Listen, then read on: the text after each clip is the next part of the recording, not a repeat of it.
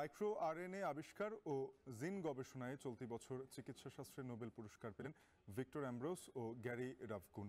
এই আবিষ্কার কোনো প্রাণী দেহ গঠন ও কাজের বিষয়ে বিস্তারিত তথ্য জানাতে ভূমিকা রাখবে।